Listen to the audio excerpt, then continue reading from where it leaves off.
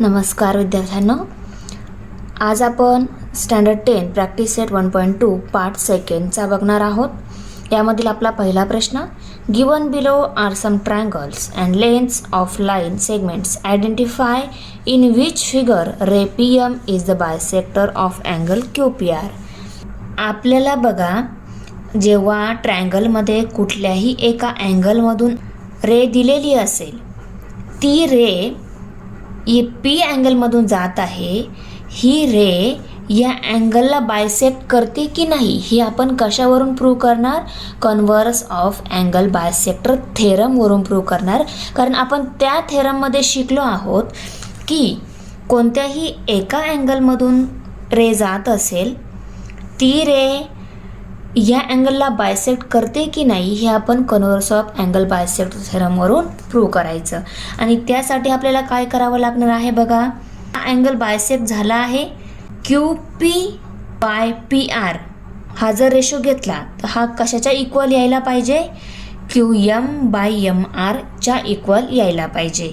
खूप मुलांना रेशो घेताना प्रॉब्लेम येतो, तर बघा रेशो घेताना कसा घ्यायचा?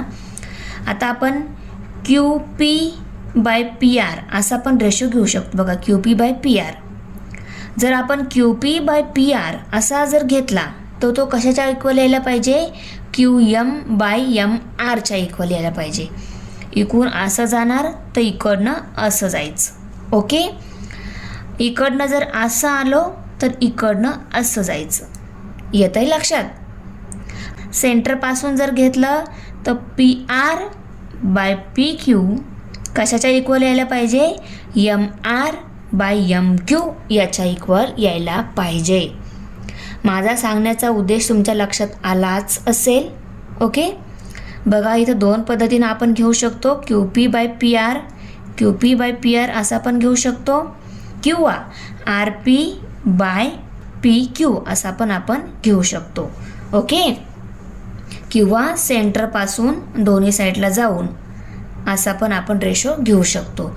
जर आपण P R by P Q जर घेतला तर तो कशाची इक्वल यायला पाहिजे? एम आर बाय एम क्यूच्या इक्वल यायला पाहिजे। पहिली फिगर बघू आपण।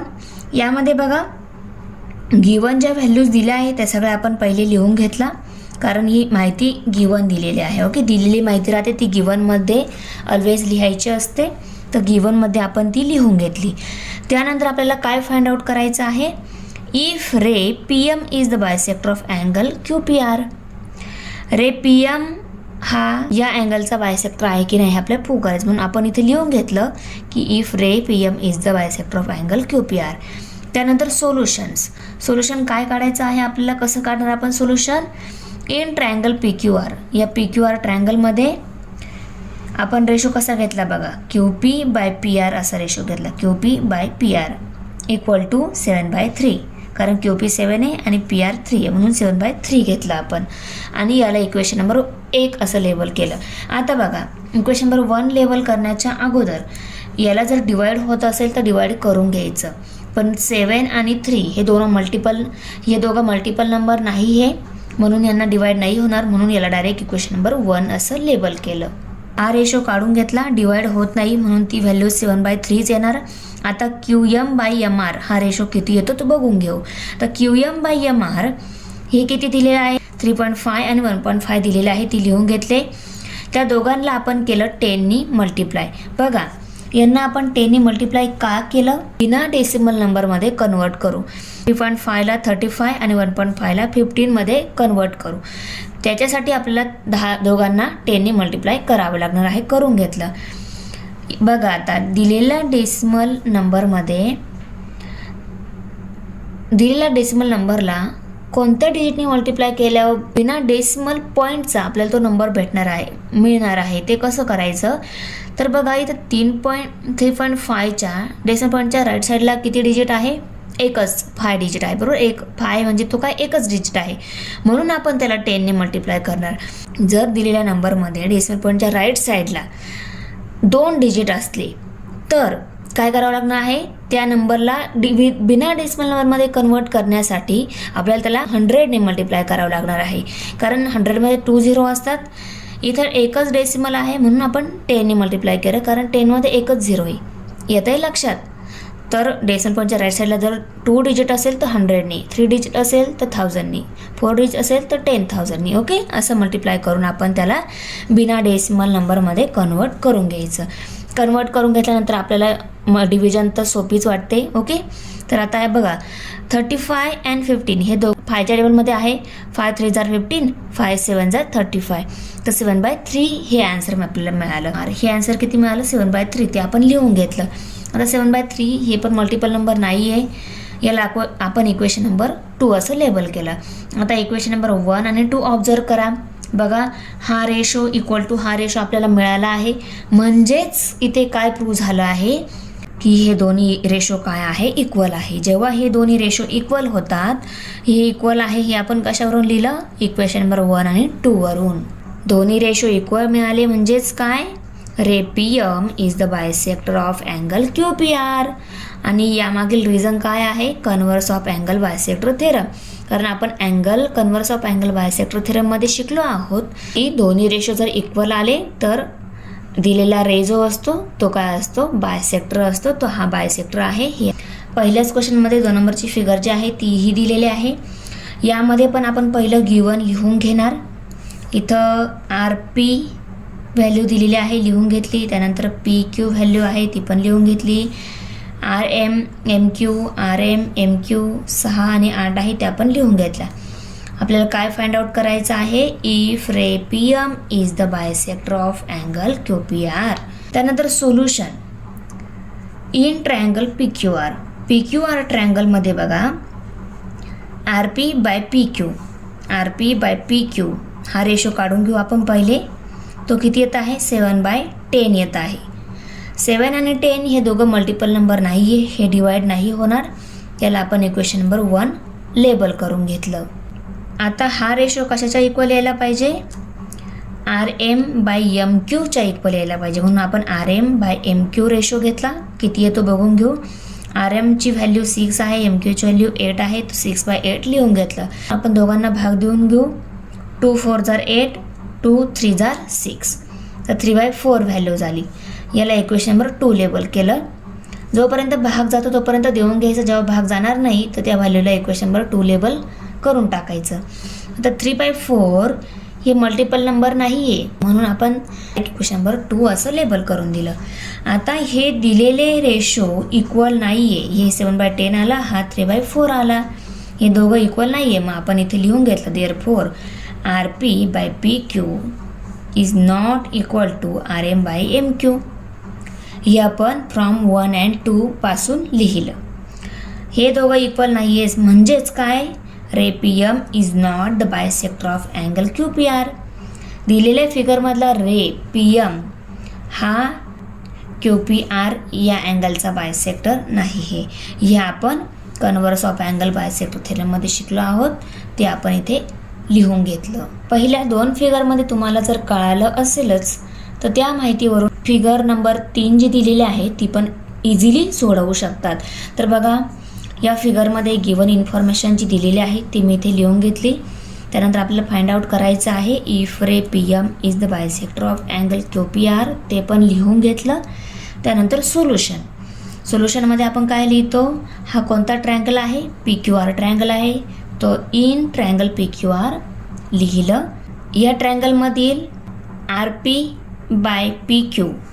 RP/PQ हा रेशो कशाच्या इक्वल यायला पाहिजे?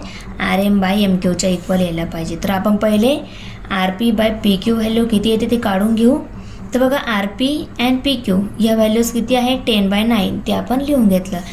त्यानंतर 10 आणि 9 हे दोघं मल्टिपल नंबर नाही, यांना भाग नाही जाणार म्हणून आपण याला इक्वेशन नंबर 1 असं लेबल केलं.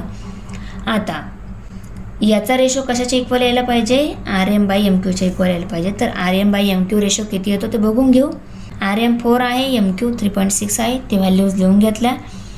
आता हा नंबर डेसिमलमध्ये आहे, याला विदाऊट डेसिमल नंबरमध्ये कन्वर्ट करण्यासाठी 10ने मल्टिप्लाय करू.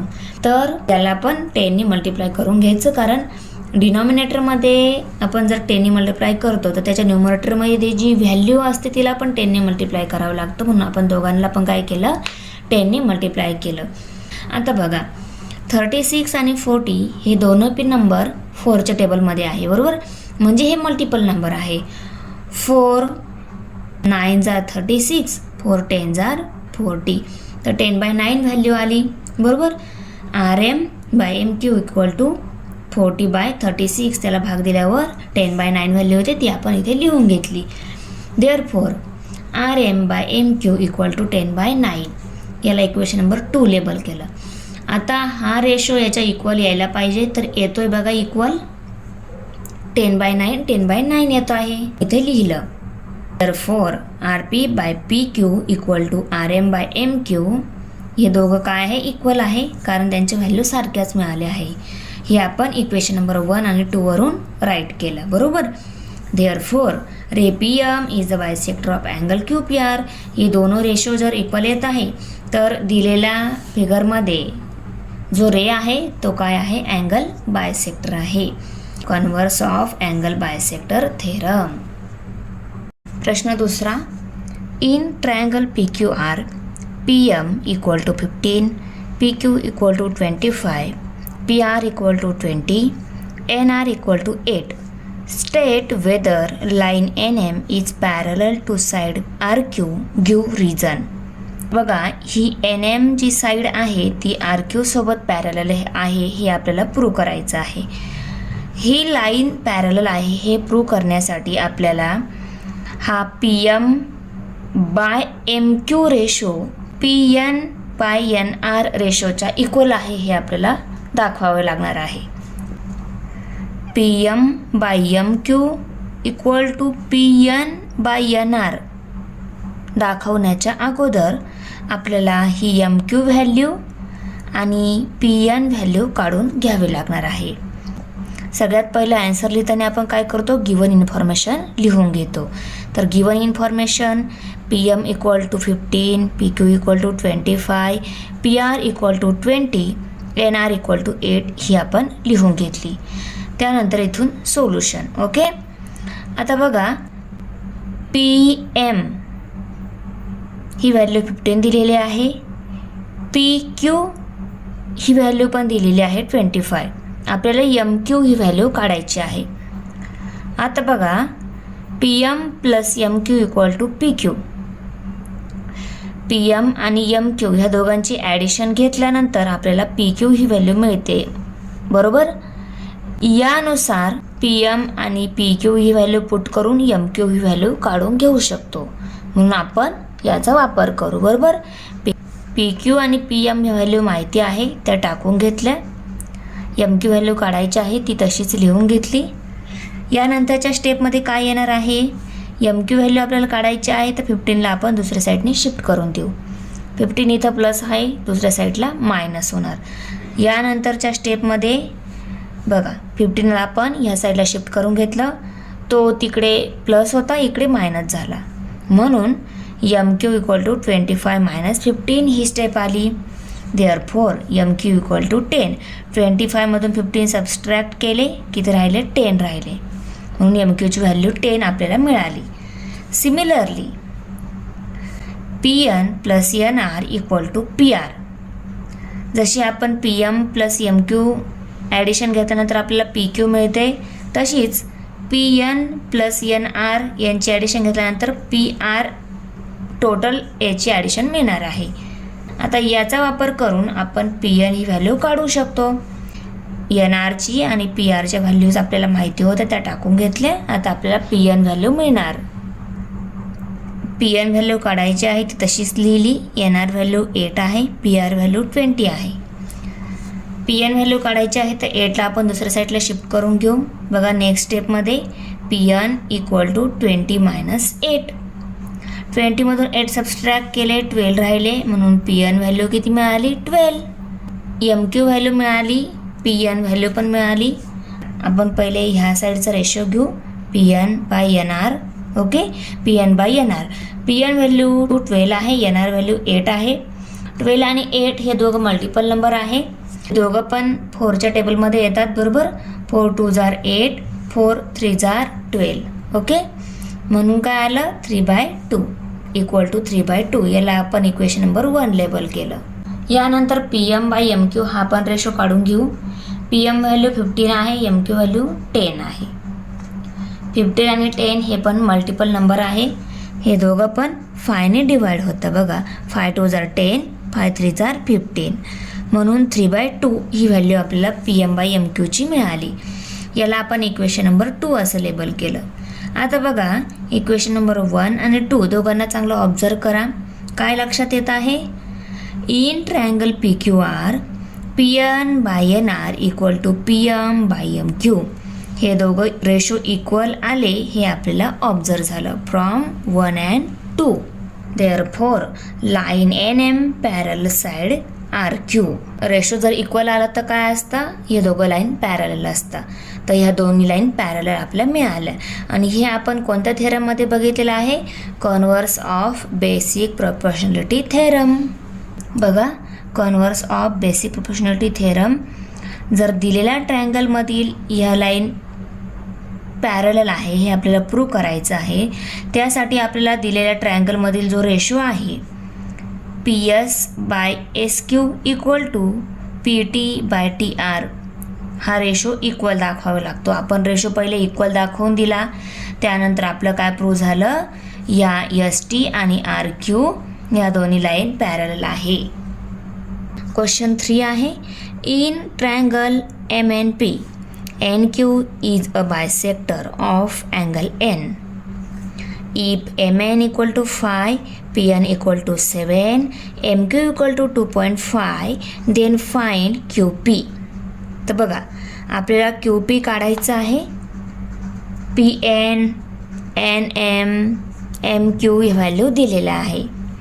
तर बघा N ह्या अँगल बायसेक्ट झालेला आहे. बायसेक्ट झाल्यानंतर हा आणि हा हे दोन सेम अँगल मिळालेले आहे. ओके, एक अँगल बायसेक्ट होऊन दोन इक्वल अँगल मिळालेले आहे. यासाठी आपण अँगल बायसेक्टर थेरम जो आहे तो इथे घेऊन QP ही व्हॅल्यू काढू शकतो. तर हा अँगल बायसेक्टर थेरम काय आहे ते एकदा बघून घेऊ. Theorem of bisector of an angle of a triangle. दिलेल्या ट्रायंगलमध्ये कुठलाही एक अँगल जर बायसेक्ट झालेला असेल, हा आता B अँगल बायसेक्ट झालेला आहे, तर AB/BC हा रेशो कशाच्या इक्वल मिळेल? AD/DC च्या इक्वल मिळेल. बघा आता हा जो रेशो दिलेला आहे याच्यामधील AB, BC आणि DC ह्या सपोज ह्या तीन व्हॅल्यू माहिती आहे, तर AD व्हॅल्यू आपण इझिली काढू शकतो. इन ट्रायंगल MNP हा MNP हा जो ट्रायंगल आहे त्याच्यामधील रे NQ हा रे काय आहे? बायसेक्टर आहे अँगल Nचा.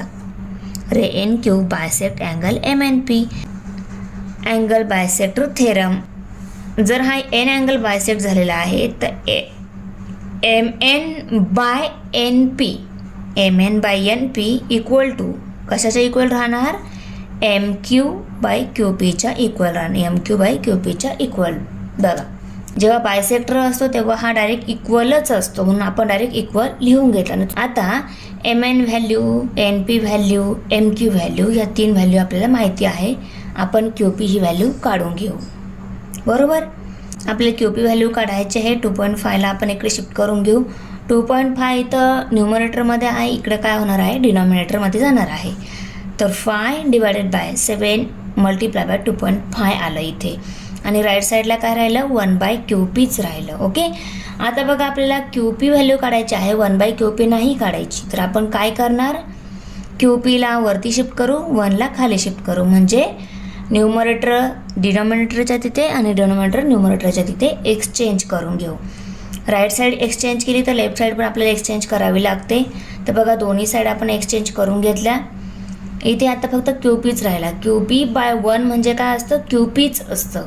म्हणजे याला सॉल्व केल्यानंतर आपल्याला काय व्हॅल्यू मिळणार? QP ही व्हॅल्यू मिळणार आहे. आता बघा इथे 2.5 आहे, इथे 5 आहे. 2.5 म्हणजे डेसिमल नंबरमध्ये मल्टिप्लिकेशन किंवा डिव्हिजन. तुम्हाला जर डिफिकल्ट जात असेल तर 2.5ला 25मध्ये तुम्ही कन्वर्ट करू शकता. कसं करणार? तर न्यूमरेटरमध्ये जी व्हॅल्यू आहे तिला 10ने मल्टिप्लाय करायचं इथं डेसिमल पॉईंटच्या राईट साईडला एक डिजिट आहे म्हणून 10ने मल्टिप्लाय करायचं. इथे जर डेसिमल पॉईंटच्या राईट साईडला कोणत्याही नंबरमध्ये जर 2 डिजिट असेल तुम्ही काय करणार 100ने मल्टिप्लाय करणार. येतं आहे लक्षात. इथं एक डिजिट आहे डेसिमल पॉईंटच्या राईट साईडला म्हणून 10ने मल्टिप्लाय केलं. न्यूमरेटरमध्ये काही चेंज करणार आहात तर आपल्याला डिनॉमिनेटरमध्ये पण तो चेंज करावा लागतो. इथे 10ने मल्टिप्लाय करणार तर इथे पण 10ने मल्टिप्लाय करून घ्यायचं. ओके, म्हणून आपण न्यूमरेटरमध्ये पण आणि डिनॉमिनेटरमध्ये पण दोघांना 10ने मल्टिप्लाय करून घेतलं. 2.5ला 10ने मल्टिप्लाय केलं 25 मिळाले आणि 5ला 10ने मल्टिप्लाय केलं 5 10 50 मिळाले. बरोबर. आता 25 आणि 50 हे दोघं मल्टिपल नंबर आहेत. 25 1 25, 25 2 50. ओके, म्हणजे 7 मल्टिप्लाय बाय 1/2 ही आन्सर मिळालं. 7 मल्टिप्लाय बाय 1 केलं 7च मिळतं, बाय 2 आहे. आता 7ला जर 2ने डिवाइड करायचं 2 1 2, 2 3 6. बरोबर. 7मधून 6 सबस्ट्रॅक्ट झाले, किती राहिले 1. आता 2च्या टेबलमध्ये 1 तर नाही आहे, आपण याला 10 करून घेऊ. याला 10 केलं म्हणजे 0 घेतला, इथे 0 घेतला तर याला डेसिमल पॉईंट द्यावा लागतो. बरोबर. आता 2च्या टेबलमध्ये 10 आहे, 2 5 10. आन्सर काय मिळालं 3.5. QPची व्हॅल्यू काय मिळाली 3.5. तर 3.5 इक्वल टू QP, म्हणजेच QP इक्वल टू 3.5. QPची व्हॅल्यू आपल्याला मिळाली 3.5.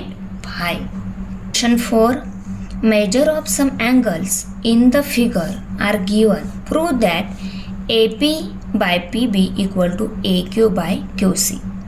तर बघा या फिगरमध्ये Q आणि BC हे दोन ज्या लाईन आहे त्या पॅरलल आहे.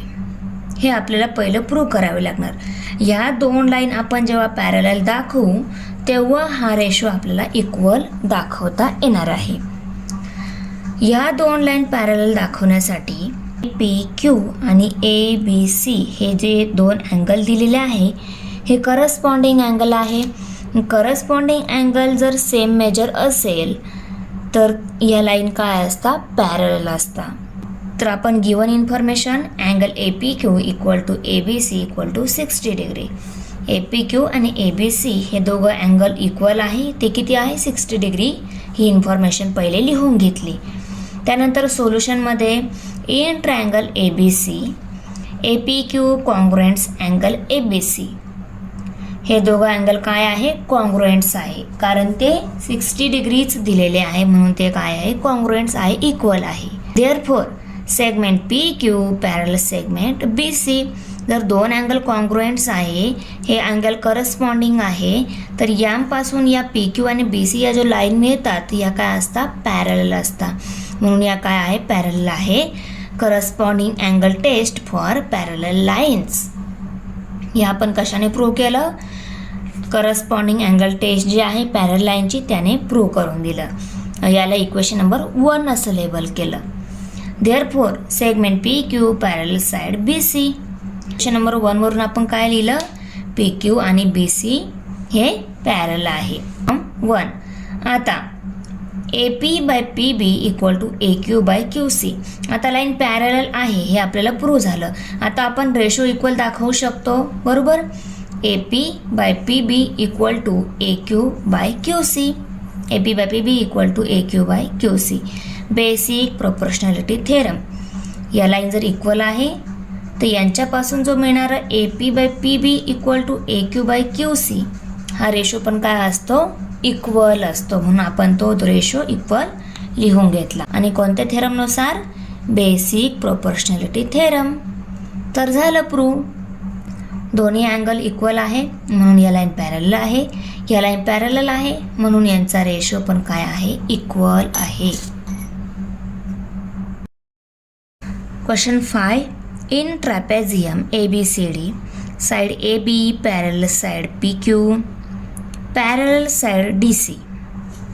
PQ AB आणि DC या तीन पॅरलल साइड्स आहे दिलेल्या ट्रॅपेझियममध्ये. AB equal to 15, PD equal to 12, QC equal to 14. Find PQ. आपल्याला BQ फाइंड आउट करायचं आहे. तर बघा दिलेल्या ट्रॅपेझियममध्ये 3 पॅरलल लाईन्स असेल आता या पॅरल लाईन्स आहे 3, तेव्हा AP बाय PD कशाच्या इक्वल असतो? BQ बाय QCच्या इक्वल असतो. पॅरल आहे म्हणजे हा रेशो ह्या रेशोच्या इक्वल असणार, बरोबर. आणि यामधील AP, PD, QC या व्हॅल्यू दिलेल्या आहे आणि आपल्याला BQ ही व्हॅल्यू काढायची आहे. आपण इझिली काढू शकतो. ओके, दिलेल्या व्हॅल्यूजपैकी जर कुठली एक व्हॅल्यू जर काढायची असेल तर आपण काढू शकतो.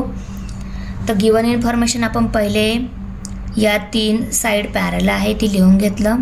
त्यानंतर सोल्युशनमध्ये बाय द प्रॉपर्टी ऑफ 3 पॅरल लाईन्स अँड देअर ट्रान्सव्हर्सल्स, या 3 पॅरल लाईन आणि हे दोघं ट्रान्सव्हर्सल, तेव्हा AP by PD equal to BQ by QC. आता BQची व्हॅल्यू काढायची आहे. BQ ॲज इट इज लिहिणार. QC, AP आणि PD या 3 व्हॅल्यूज आपण पुट करून घेतल्या. BQची व्हॅल्यू काढायची आहे. 14ला आपण इकडे शिफ्ट करून घेऊ. 14 इथे डिवाइड आहे, इकडे मल्टिप्लाय होणार. तर 15 मल्टिप्लाय बाय 14 बाय 12. आता 14 आणि 12 हे मल्टिपल नंबर आहे. 2 6 जर 12, 2 7 जर 14, बरोबर. यांना डिवाइड करून घेतलं कारण हे मल्टिपल नंबर होते. आता या दोघांची मल्टिप्लिकेशन करून घ्यावी लागणार आहे. 15 multiply by 7 by 6 equal to BQ. यांना सॉल्व केल्यानंतर आपल्याला BQ ही व्हॅल्यू मिळणार आहे. 15 7 जर 105 येतात. आपल्याला 105ला आपण 6ने डिवाइड करून घेऊ. 105 divided by 6 equal to BQ. आता 105 बघा इथं घेतलं, त्याला 6ने डिवाइड करायचं आहे. 6 1 6. 6च्या टेबलमध्ये 1 नाही आहे, आपण 2 डिजिट घेऊन 10 तयार होतात, तर 10ला डायरेक्ट डिवाइड करू. 6 1 6, कारण 6 2 10 होतात. तर 12 इथे नाही आहे, त्याच्या छोटा नंबर 6 1 6च आहे, म्हणून 6 1 6 घेतलं. 10मधून 6 सबस्ट्रॅक्ट झाले, 4 राहिले, बरोबर. 4 आणि 5 45 झाले. 6 7 42. 45मधून 42 सबस्ट्रॅक्ट झाले, 3 राहिले. 3 आणि 0 30 झाले, बरोबर. आता 6च्या टेबलमध्ये 3 नाही आहे म्हणून आपण इथे 0 घेतला, इथे 0 घेतला, इथं डेसिमल नंबर द्यावा लागतो, बरोबर. 6 5 30, तर इथे 5 घेतलं म्हणून आन्सर काय आलं? 17.5. Therefore 17.5 equal to BQ. BQची व्हॅल्यू किती मिळाली? 17.5. Question 6. Find QP using given information in the figure. QP value find out करायची आहे. QP कुठे आहे बघा, हा QP आपल्याला फाइंड आउट करायचा. इथे क्वेश्चन मार्क दिलेला आहे. तर इथे पण अँगल बायसेक्टर थेरम जो आहे त्याच्या हेल्पने आपण ही QP व्हॅल्यू काढून घेऊ शकतो. QP व्हॅल्यू कशी काढणार? हा दिलेला अँगल बायसेक्टर आहे, तर MN बाय NP रेशो कशाच्या इक्वल येईल? MQ बाय QPच्या इक्वल येईल. तर रेशो इक्वल लिहून घेऊन आपण QP व्हॅल्यू काढू. त्या अगोदर गिवन इन्फॉर्मेशन लिहून घेऊ. MN equal to 25, NP equal to 40, MQ equal to 14. MN 25, NP 40 आणि MQ 14. सोल्युशनमध्ये in triangle MNP ray NQ bisect angle MNP. NQ हा रे आहे अँगल Nला बायसेक्ट करणारा. Therefore, by the theorem of an angle bisector of a triangle, angle bisector ट्रायंगलच्या थेरमनुसार तर MN by NP equal to MQ by PQ असतो, म्हणून आपण ते लिहून घेतलं. आहेच हा बायसेक्टर आहे म्हणून हा रेशो इक्वल येतो, आपण रेशो इक्वल लिहून घेतला. यात आपल्याला PQ व्हॅल्यू काढायची आहे. ओके, अदर ज्या व्हॅल्यूज आहेत त्या टाकून घेतल्या. आता PQ व्हॅल्यू इथं डिवाइड आहे, पहिला आपण त्याला न्यूमरेटरमध्ये शिफ्ट करू, म्हणजे त्याला इकडे शिफ्ट करावी लागणार आहे. आता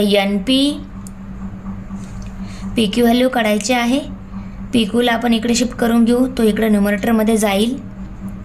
40 आहे, त्याला पण इकडे शिफ्ट करू, इकडे पण तो न्यूमरेटरमध्ये जाईल, कारण त्याची साईड आपण चेंज करतो आहे. Therefore 25 multiply by P Q equal to 14 multiply by 40. ही स्टेप आपल्याला मिळाली. कारण राईट साईडचा पी क्यू आपण लेफ्ट साईडला शिफ्ट केला, तो इथं डिवाइड होता, इकडे मल्टिप्लाय झाला. लेफ्ट साईडचा 40 जो होता इकडे डिवाइड होता, तो याला इकडे शिफ्ट केला, इकडे मल्टिप्लाय झाला. म्हणून 14 मल्टिप्लाय बाय 40 आणि 25 multiply by P Q he step मिळाली. आता पी क्यू व्हॅल्यू काढायचे आहेत, आपण 25ला इकडे शिफ्ट करून देऊ. P Q equal to 14 multiply by 40 divided by 25 ही स्टेप मिळाली. आता 40 आणि 25 हे दोघं मल्टिपल नंबर आहेत, दोघं पण 5ने डिवाइड होतात. 5 जा 25, 5 8 जा 40. 14 मल्टिप्लाय बाय 8 बाय 5. तर 14 मल्टिप्लाय बाय 8 केल्यानंतर 112 मिळतात. त्याला आपल्याला 5ने डिवाइड करायचं आहे. 112ला 5ने डिवाइड करू. 5 1 जा 5. 5च्या टेबलमध्ये 1 नाही आहे म्हणून 11 हा नंबर घेऊन याला डिवाइड करू. तर 5च्या टेबलमध्ये 5 2 जा 10 येतं, याच्यापेक्षा छोटा नंबर 11 नाही आहे म्हणून 11मधून 10 सबस्ट्रॅक्ट झाले, किती राहिले 1 राहिला. 1 आणि 2 किती होतात 12. 5 2 जा 10 घेतला पुन्हा एकदा. 12मधून 10 सबस्ट्रॅक्ट झाले, 2 राहिले. 2वर आपण 0 घेतला कारण 5च्या टेबलमध्ये 2 नाही आहे, 20 झाला. इथे 0 घेतल्यानंतर इथे डेसिमल पॉईंट द्यावा लागतो, बरोबर. 5 4 जा 20 म्हणून 20ला डिवाइड झालं, इथे 4 आलं. 22.4. पी क्यूची व्हॅल्यू किती मिळाली 22.4. Question 7. In the figure if A B parallel C D parallel E F then find x and A E.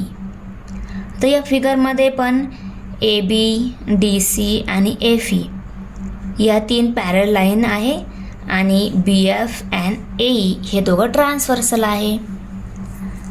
तर 3 parallel line and there transversal या थेरमनुसार आपण ही सी ई ही व्हॅल्यू एक्स व्हॅल्यू काढून घेऊ शकतो. ही काढल्यानंतर आपल्याला ए ई पण काढायची आहे, म्हणजे ए सी प्लस सी काय येणार ए ई येणार.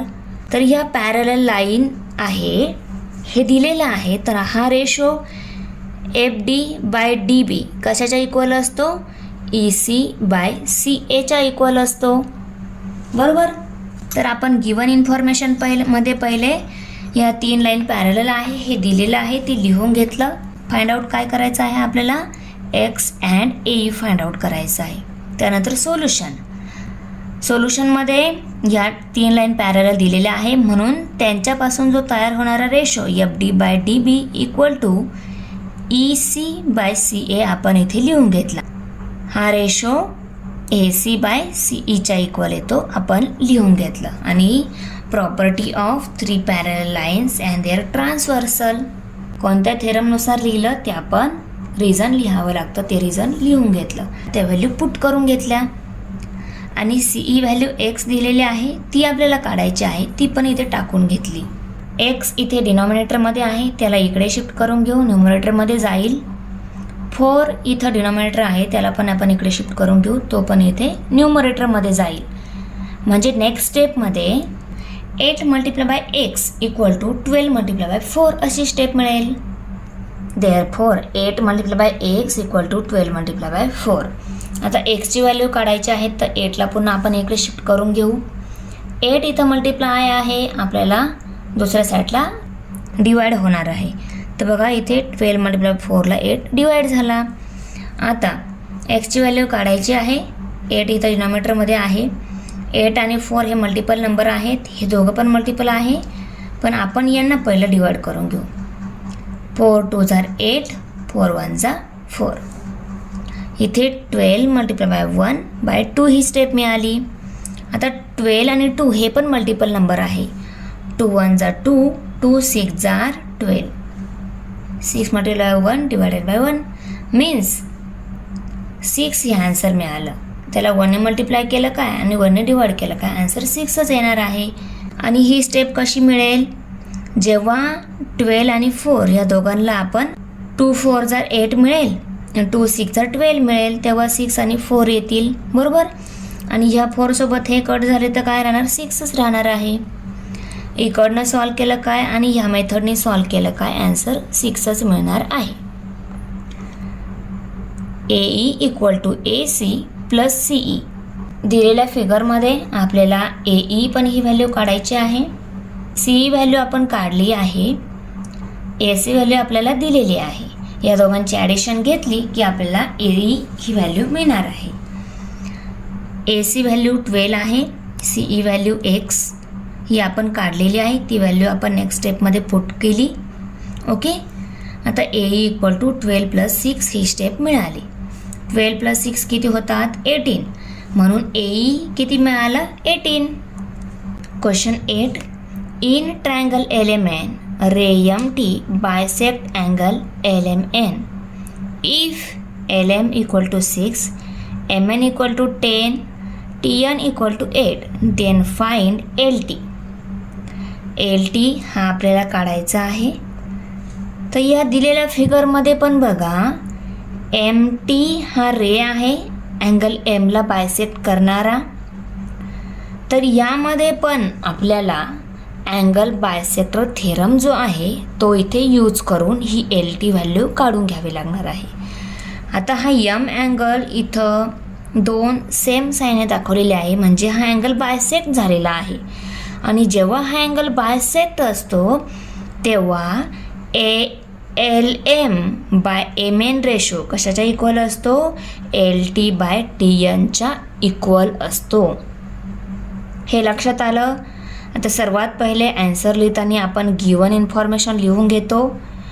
रे MT bisect angle LMN, LM equal to 6, MN equal to 10, TN equal to 8. Find out काय करायचं आहे? LT हे आपल्याला फाइंड आउट करायचं आहे. अँड सोल्युशनमध्ये LM by MN equal to LT by TN. कोणत्या थेरमनुसार? Theorem of an angle bisector of a triangle. आता यामध्ये आपल्याला LT व्हॅल्यू काढायची आहे. अदर ज्या व्हॅल्यूज आहे त्या आपण इथे पुट करून घेतल्या. आता LT व्हॅल्यू काढायची आहे, पण पहिले इथे डिनॉमिनेटरमध्ये 8 आहे, त्याला इकडे शिफ्ट करून घेऊ.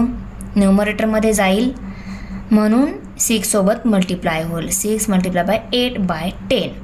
LT व्हॅल्यू आपल्याला मिळेल जेव्हा आपण याला सॉल्व करू. आता 8 आणि 10 हे दोघं मल्टिपल नंबर आहे, हे दोघं पण आहे. कोणत्या पण 2 नंबरला, म्हणजे एक न्यूमरेटरमधला आणि दुसरा डिनॉमिनेटरमधला, याला आपण कोणत्यात पण एक सेम नंबरने डिवाइड करून घेऊ. आता 8 आणि 10 हे मल्टिपल आहे. 2 5 जा 10, 2 4 जा 8. 4 आणि 5 व्हॅल्यूज आल्या, ते लिहून घेतल्या नेक्स्ट स्टेपमध्ये. आता 6 4 जा 24 आणि 5 आहे तो ॲज इट इज नेक्स्ट स्टेपमध्ये लिहिला. 24ला जेव्हा आपण 5ने डिवाइड करू तेव्हा आपल्याला LT व्हॅल्यू मिळणार आहे. 5 1 जा 5, 5 4 जा 20. 24मधून 20 सबस्ट्रॅक्ट झाले, 4 राहिले, पण 5च्या टेबलमध्ये 4 नाही म्हणून आपण 0 घेतला. 40 नंबर तयार झाला.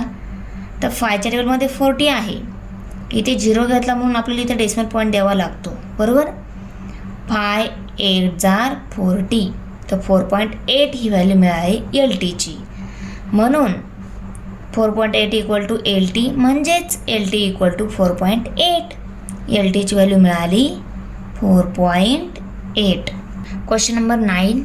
In triangle ABC segment BD bisect angle ABC. हा BD रे जो आहे ABC मधील ह्या B अँगलला बायसेक्ट केलेला आहे, बरोबर. या अदर व्हॅल्यूज ज्या आहे AB, BC, AD आणि DC ह्या दिलेल्या आहे. फाइंड आउट काय करायचं आहे? X. तर या फिगरमध्ये पण अँगल बायसेक्ट थेरमच्या हेल्पने आपण ही X व्हॅल्यू काढून घेऊ. गिवन इन्फॉर्मेशन पहिले लिहून घ्यायची. Segment BD bisect angle ABC. AB equal to x, BC equal to x plus 5, AD equal to x minus 2, DC equal to x plus 2. Find out काय करायचं आहे? Xची व्हॅल्यू. आता सोल्युशनमध्ये in triangle ABC AB by BC equal to AD by DC. तर AB by BC ratio कशाच्या equal असतो? AD by DCच्या इक्वल असतो.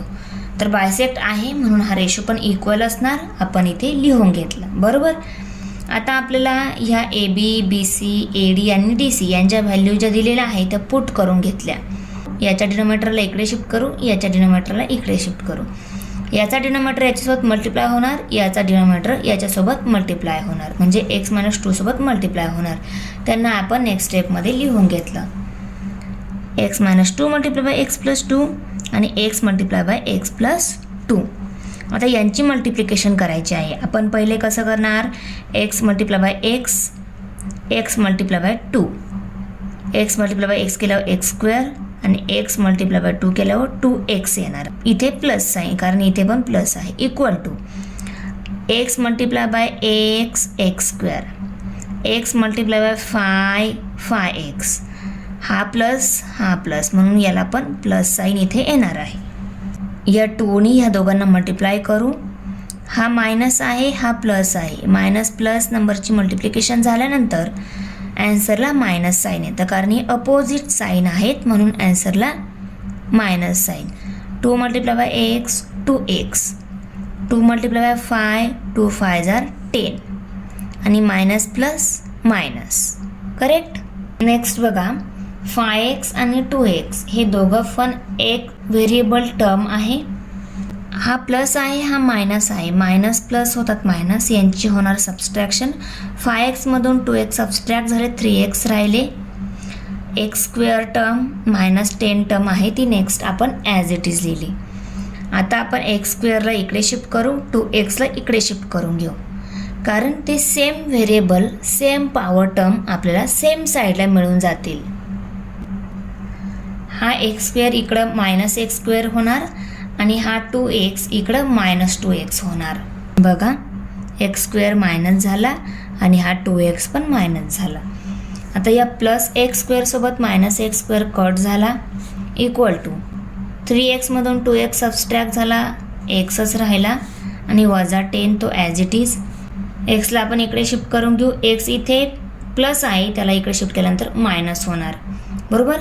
म्हणून -x इक्वल टू 10 ही स्टेप मिळाली. दोघं पण मायनस साईन आहे, त्यांना प्लसमध्ये शिफ्ट करायचं असल्यावर काय करावं लागणार आहे, दोघांना पण -1ने मल्टिप्लाय करावं लागणार आहे. याला -1ने मल्टिप्लाय केल्यानंतर -1 मल्टिप्लाय बाय -x मिळणार आहे. -10 मल्टिप्लाय बाय -1 10 मिळणार आहे, कारण दोघं सेम साईन नंबरची जेव्हा मल्टिप्लिकेशन होते तेव्हा ॲन्सरला प्लस साईन येतं, म्हणून हा 10 आणि इथे x, म्हणजेच x इक्वल टू 10 ही व्हॅल्यू मिळणार आपल्याला.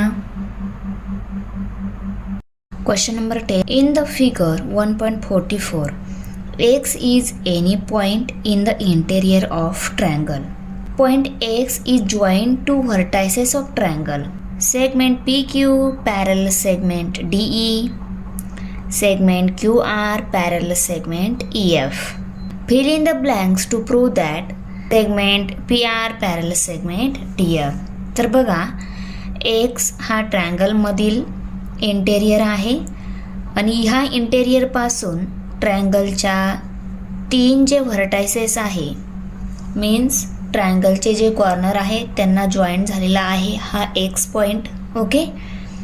त्यानंतर PQ सोबत DE पॅरलल, QR सोबत EF पॅरलल आहे आणि fill in the blanks fill करून आपल्याला काय प्रूव्ह करायचं आहे, PR सोबत DF पण पॅरलल आहे. तर बघा, आता इथे प्रूफमध्ये in triangle XDE PQ parallel DE. XDE ह्या ट्रायंगलमध्ये PQ अँड DE पॅरलल आहे, ही गिवन इन्फॉर्मेशन आहे, इथे गिवन लिहायचं, बरोबर. त्यानंतर इथे XP या ट्रायंगलमध्ये ह्या 2 लाईन पॅरलल आहे, तर रेशो कसा येणार, XP बाय PD. तर XP बाय PD येणार इथे, equal to XQ by QE. XQ by QE. QE आहे, फक्त XQ लिहायचं आहे आपल्याला. आणि हे काय आहे, बेसिक प्रोपोर्शनॅलिटी थेरम आहे हा. ओके. आणि याला आपण इक्वेशन नंबर 1 पहिलं त्यांनी दिलेलंच आहे. त्यानंतर इन ट्रायंगल XEF. आता ह्या ट्रायंगलमध्ये QR आणि EF हे दोन पॅरलल आहे, ही गिवन इन्फॉर्मेशन आहे, इथे गिवन लिहून घ्यायचं. त्यानंतर रेशो कसा येणार, XQ by QE equal to, हा कशाच्या इक्वल असणार, एक्स आर बाय आर एफच्या इक्वल असणार. ओके, याला इक्वेशन नंबर 2 लेबल केलेलं आहे. आणि इथे बेसिक प्रोपोर्शनॅलिटी थेरम, जसं हा बेसिक प्रोपोर्शनॅलिटी थेरम आहे तसं ह्या ट्रायंगलचा रेशो पण हा काय आहे, बेसिक प्रोपोर्शनॅलिटी थेरम आहे. त्यानंतर बघा इक्वेशन 1 आणि 2 वरून जे कन्क्लुजन निघतं ते आपल्याला इथे लिहायचं आहे. 1 आणि 2, तर यामध्ये बघा एक्स क्यू आणि क्यू ई, एक्स क्यू आणि क्यू ई दोघांच्या मध्ये पण आहे, कारण हे काय आहे, कॉमन सेगमेंट आहे ही, बरोबर. एक्स पी बाय पी डीच्या equal X Q by Q E आहे, एक्स क्यू बाय क्यू ईच्या equal X R by R F आहे. तर X P by P D कशाच्या इक्वल येणार, एक्स आर बाय आर एफच्या इक्वल येणार. X P by P D equal to X R by R F. हे आपण equation 1 आणि 2 वरून इथे कन्क्लुजन लिहून टाकलं. X P by P D जर एक्स आर बाय आर एफच्या इक्वल असणार तर एक्स डी एफ या ट्रँगलमधील आर आणि डी एफ पण काय असणार, पॅरलल असणार. Segment P R parallel segment D E. Converse of basic proportionality theorem. जर X P by P D ratio X R by R एफच्या इक्वल आहे तर त्या दोन लाईन काय झाल्या, पॅरलल झाल्या. जसं आपण पॅरलल लाईनवरून रेशो लिहिला तसं जिथं रेशोवरून आपण काय दाखवणार, पॅरलल लाईन दाखवणार. आणि हा काय आहे, converse of basic proportionality theorem आहे. करेक्ट. क्वेश्चन नंबर 11 आहे. In triangle ABC, ray BD bisect angle ABC and ray CE bisect angle ACB. If segment AB congruent segment AC, then prove that ED parallel BC. ED सोबत BC parallel आहे हे आपल्याला prove करायचं आहे. आणि given काय काय दिलेलं आहे बघा. ACB मीन्स या सी अँगलला बायसेक्ट करणारी रे कोणती आहे, या सी अँगलला बायसेक्ट करणारी रे CE आहे. आणि ABC मीन्स या बी अँगलला बायसेक्ट करणारी रे कोणती आहे, BD आहे. बरोबर. ही गिवन इन्फॉर्मेशन इथं पहिले लिहून घेतली. त्यानंतर सेगमेंट AB आणि AC ह्या दोन काय आहे, कॉन्ग्रुएंट्स आहे, ते पण आपण गिवन इन्फॉर्मेशनमध्ये लिहिलं. आता फाइंड आउट काय करायचं आहे, ED पॅरलल BC. ED आणि BC पॅरलल आहे आपल्याला फाइंड आउट करायचं आहे. आता बघा सोल्युशनमध्ये in triangle ABC, ray BD is the bisector of angle ABC. BD हा ABC मीन्स या बी अँगलला बायसेक्ट करणारा रे आहे, बरोबर. जर बी अँगलला बायसेक्ट करणारा रे BD आहे तर या व्हर्टेक्स म्हणजे बी अँगलच्या समोरील सेगमेंट कोणती आहे, AC आहे. तर AD बाय DC हा रेशो कशाच्या इक्वल असणार, AB बाय BCच्या इक्वल असणार. हे आपण अँगल बायसेक्टर ऑफ ट्रायंगल या थेरममध्ये बघितलेलं आहे. म्हणून आपण इथे AB by BC equal to AD by DC, AB by BC equal to AD by DC हे आपण लिहून घेतलं. कारण का, ट्रायंगलचा एक अँगल बायसेक्ट झालेला आहे. बायसेक्ट जर असेल तर हा रेशो ह्या रेशोच्या इक्वल येतो, ते आपण लिहिलं. आणि इथं रिझन काय लिहिणार, by the theorem of an angle bisector of a triangle. आणि याला इक्वेशन 1 असं लेबल केलं. In triangle ABC, ray CE is the bisector of angle ACB. जसं ABC या अँगलला BD या रेने बायसेक्ट केलं होतं तसंच ACB मीन्स या सी अँगलला CE या रेने बायसेक्ट केलेलं आहे, ते आपण इथे लिहून घेतलं. आता या सी अँगलला CE या रेने बायसेक्ट केलेलं आहे, तर याचा रेशो कसा येणार, AC by CB equal to AE by EB असं येणार. AC by BC equal to AE by EB. हे काय आहे, by the theorem of an angle bisector of a triangle. आणि याला इक्वेशन नंबर 2 असं लेबल केलं. AB या AC सोबत कॉन्ग्रुएंट्स आहे. ओके, म्हणजे आपल्याला 1 आणि 2 ह्या दोन इक्वेशनवरून काय रेशो इक्वल मिळणार आहे, AD by DC equal to AE by EB. दोन्ही इक्वेशनची लेफ्ट जी साईड आहे ती सेमच आहे असं म्हणायला हरकत नाही, कारण AB आणि AC हे काय आहे, कॉन्ग्रुएंट्स आहे. हे कॉन्ग्रुएंट्स आहे, त्यांचा डिनॉमिनेटर पण सेमच आहे, म्हणजे हे इक्वल टू हे आहे, म्हणजेच AD बाय DC आणि AE बाय EB हे पण काय आहे, इक्वल आहे. Segment AB congruent segment AC ही गिवन इन्फॉर्मेशन आहे. याला आपण इक्वेशन नंबर 3 लेबल केलं. ही पहिल्या इक्वेशनची राईट साईड, ही दुसऱ्या इक्वेशनची राईट साईड, ह्या दोन्ही पण काय आहे, इक्वलच आहे. कारण ही दुसऱ्या इक्वेशनची राईट साईड, ही पहिल्या इक्वेशनची राईट साईड, आपण यांना इक्वल का लिहिलं, कारण या दोन्ही इक्वेशनच्या जे लेफ्ट साईड आहे त्या काय आहे, कॉन्ग्रुएंट्स आहे. बघा AB आणि AC यांच्या लेफ्ट साईड आहे त्या कॉन्ग्रुएंट्स आहे, म्हणून त्यांच्या राईट साईड पण काय येणार आहे, इक्वल येणार आहे. हे आपण इक्वेशन 1, 2 आणि 3 वरून राईट केलं. आणि AE by EB equal to AD by DC हा काय आहे, दिलेल्या ट्रँगलचा रेशो आहे. बघा AE बाय EB आणि AD बाय DC, जर याच्या इक्वल हा आहे रेशो, म्हणजेच ह्या दोन लाईन काय आहे, पॅरलल आहे. येतंय लक्षात. आता हा रेशो आपला इक्वल, ह्या रेशोचा इक्वल हा रेशो मिळाला, म्हणजेच या जो दोन लाईन आहे ह्या काय आहे, पॅरलल आहे. आपण इथे लिहिणार segment ED parallel side BC. या यांना सेगमेंट लिहिलं काय, ED पॅरलल BC लिहिलं काय, सेमच असणार आहे. पण आपल्याला आन्सरमध्ये काय सांगितलेलं आहे, काय आपल्याला फाइंड आउट करायचं आहे, ED parallel BC find out करायचं आहे. म्हणून यांचा सेगमेंट आणि साईड हे वर्ड काढून टाकून ED पॅरलल BC आपण असं पण लिहू शकतो. आणि हे कोणत्या थेरमनुसार, by converse of basic proportionality theorem. जेव्हा आपण रेशोवरनं त्या लाईन पॅरलल दाखवतो तो काय आहे, converse of basic proportionality theorem आहे. म्हणून आपण इथे converse of basic proportionality theorem write केलं. Thanks for watching video. इयत्ता 10वीच्या मराठी, सेमी आणि इंग्रजी या माध्यमांच्या सर्व विषयांच्या स्वाध्यायाच्या नवनवीन व्हिडिओसाठी चॅनलला सबस्क्राईब नक्की करा. व्हिडिओला लाईक करा, कमेंट करा आणि वर्गमित्रांना शेअर करा.